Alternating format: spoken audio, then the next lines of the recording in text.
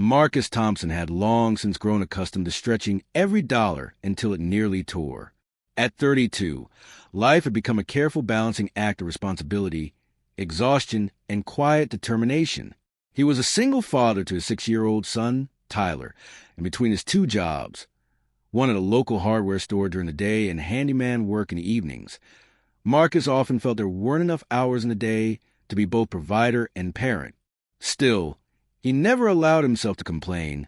Tyler deserved stability, even if it came at the cost of Marcus's own comfort. The modest 2-story house they lived in had been passed down from his grandmother. Though the inheritance was a blessing, it was also a constant reminder of how fragile homeownership could be. The roof leaked every rainy season. The pipes were temperamental, and the furnace seemed to give out at the worst possible times. Each repair dug deeper into Marcus's already thin budget. So, after weeks of consideration, he had decided to rent out the spare bedroom upstairs. The idea wasn't perfect. He valued his privacy and worried about exposing Tyler to strangers, but the extra income would help cover school expenses, medical bills, and keep the house from crumbling around them. He posted a simple advertisement online and on the community bulletin board. In his mind, he pictured a college student looking for affordable housing, or perhaps a young professional saving money before moving into their own place. What he never expected was a woman who would appear on his doorstep one stormy October evening. The rain was relentless that night, pounding against the windows and turning the streets into small rivers. Marcus was finishing up dishes when the doorbell rang. Wiping his hands on a towel, he opened the door and froze. Standing there, shivering under the porch light, was a young woman in her early 20s. Her hair was soaked, strands plastered against her pale face. Her jacket clung to her frame, dripping water onto the welcome mat, and her eyes, red and puffy from crying, told a story Marcus didn't yet know. "I saw your advertisement for room," she said, her voice so soft it was almost swallowed by the rain. "I can pay the first month's rent in advance, if you still have space available." Marcus studied her closely, instinctively recognizing the desperation she was trying so hard to conceal. Her attempt at composure couldn't hide the exhaustion etched into her posture or the tremor in her hands. Something in him, perhaps the part that had known struggle all too well, stirred with empathy. "Come inside," he said gently. "You'll catch your death out there. We can talk once you've warmed up." She hesitated for only a moment before stepping inside. The living room wasn't much, but it was warm and inviting compared to the storm outside. A small lamp glowed in the corner, and the faint scent of chicken soup lingered in the air. From a hallway, Marcus caught sight of Tyler peeking out, curiosity written all over his little face. "Tyler," Marcus called softly, "come meet our guest." The boy padded over, his eyes wide as he looked up at the soaked stranger. To Marcus's surprise, the woman knelt immediately to Tyler's level, a soft smile breaking through her exhaustion. "Hello there," she said warmly. "What's your name?" "I'm Tyler," he replied without hesitation, his voice carrying the blunt honesty only children possessed. "Are you going to live in our extra room?" The woman let out a small laugh, the first sign of lightness since she'd stepped in. "I hope so," she said, glancing up at Marcus. "My name is Emma, and I'm looking for somewhere safe to stay." The word safe lingered between them, heavy with meaning Marcus didn't press. Something about her demeanor, the way she softened around Tyler, told him she wasn't dangerous, just someone carrying burdens she wasn't ready to share. "Why don't you sit down, Emma?" Marcus said, motioning toward the couch. "Tell me a little about your situation. The room is available, but I need to be sure this will work for both of us." Over the next hour, Emma told him what she was willing to reveal. She had recently left a difficult family situation, she explained, and needed a place to live while she looked for work. She didn't go into detail, but Marcus didn't push. He understood that everyone carried private battles. What stood out to him was her quiet determination, her intelligence, and the way she instinctively engaged with Tyler, who had by then brought out his Lego set to show her. What Marcus didn't know, what Emma carefully omitted, was that her full name was Emma Sterling, daughter of Richard Sterling, a tech mogul whose empire dominated headlines. She had walked away from unimaginable wealth after years of suffocating control from her father. Her breaking point had come when he tried to arrange a marriage to one of his business partners. Emma had chosen freedom over fortune, slipping away with only enough savings to start anew.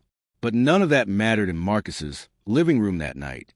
What mattered was that she needed shelter, and Marcus had a spare room. "The rent is $400 a month," he said finally. "Utilities included. You'll have access to the kitchen and living areas, and Tyler and I tend to be pretty quiet."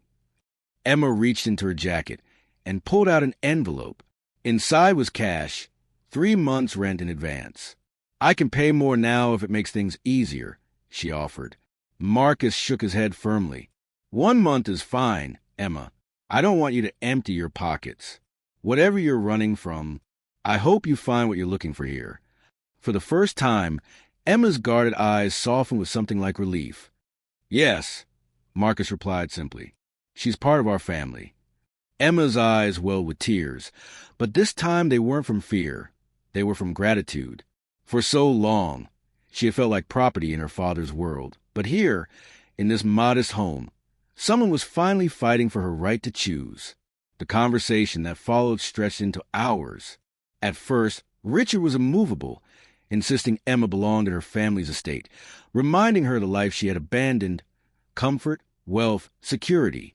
But Marcus, steady and unyielding, reminded him of something more important: respect. "She doesn't need your fortune," Marcus said firmly. "She needs freedom. She needs to be valued for who she is, not what she can bring to your business." Richard studied him long and hard, perhaps searching for weakness. But what he saw instead was a man who lived with integrity, who had nothing yet offered Emma more than his empire ever had: genuine acceptance. Eventually, Richard relented, not fully, but enough. He left that night with his men, his expression unreadable. Emma, shaken but resolute, sat at the kitchen table long after the SUV disappeared into the stormy night. It was then she told Marcus the full truth. She told him her name wasn't just Emma. It was Emma Sterling. She told him about the inheritance she had walked away from, the arranged marriage she had refused, the life of privilege that had felt like a gilded cage. She told him about the fight that had driven her out, the desperation that had brought her to his doorstep, and the freedom she was still fighting to claim. Marcus listened quietly, his arms crossed, his expression unreadable. When she finished, she braced herself for judgment, for rejection, for him to say that she had deceived him. Instead, he said softly, "I fell in love with a woman who reads bedtime stories to Tyler and makes soup when he's sick. That's the Emma I know. The money you left behind doesn't change who you are here." Emma's breath hitched. You don't hate me for not telling you?" He shook his head. "Everyone has parts of their past they're not ready to share. You were protecting yourself. I understand that. What matters is who you are now." The months that followed weren't without challenges, but they grew stronger together. Emma found work at a local community center, where her natural way with children shone brightly. Marcus continued his handyman business, but with Emma's organizational skills, honed from years of being groomed in her father's empire, he began expanding into a small home renovation company. Tyler flourished, too. He adored Emma, who treated him with patience and warmth. Slowly, the little boy who had once been shy about missing a mother figure blossomed into a confident child who laughed freely. 2 years later, Marcus and Emma were married in a simple yet beautiful ceremony at a nearby park. Friends from the neighborhood gathered, and Tyler proudly walked down the aisle carrying the rings. To everyone's surprise, Richard Sterling was there as well. Over time, he had come to respect Marcus's integrity and realized that his daughter's happiness mattered more than his pride. With uncharacteristic humility, he walked Emma down the aisle, not as a business asset, but as his daughter. Emma never returned to her father's company. Instead, she poured her talents into building the renovation business with Marcus, transforming it into a thriving enterprise that combined his craftsmanship with her leadership.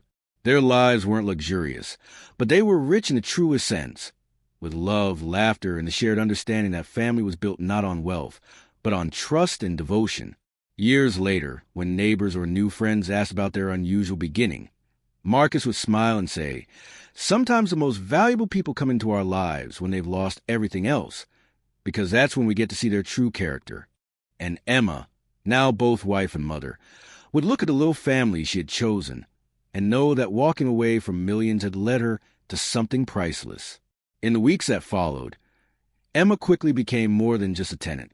She was considerate, helping with household chores without being asked, and never brought unnecessary drama into their home. Most of all, she seemed to bond effortlessly with Tyler. She read him bedtime stories, helped him with homework when Marcus was late from work, and played simple games with him that left the boy laughing louder than Marcus had heard in a long time. What surprised Marcus was how seamlessly she fit into their small family routine. Dinner, once a rushed affair, became a shared moment of warmth with Emma at the table. She somehow transformed modest meals into experiences that felt whole. For her part, Emma discovered something she had never known growing up in wealth: the deep satisfaction of contributing through effort, not money. She learned to cook, to budget, and to take pride in the simple rhythms of daily life. When Tyler fell ill with the flu, Marcus panicked, knowing he couldn't afford to miss too many shifts. Emma, without hesitation, volunteered to stay home and care for him. She nursed him with patience and skill, even impressing the pediatrician. "You're good with children," Marcus remarked one evening as he watched her coax Tyler into sipping homemade soup. "Have you ever thought about working with kids?" Emma smiled faintly. Her father had once pushed her into business school, grooming her for the family empire, but this, helping a child feel safe and cared for, felt far more meaningful. "I've always liked helping children learn and grow," she admitted. "It feels worthwhile."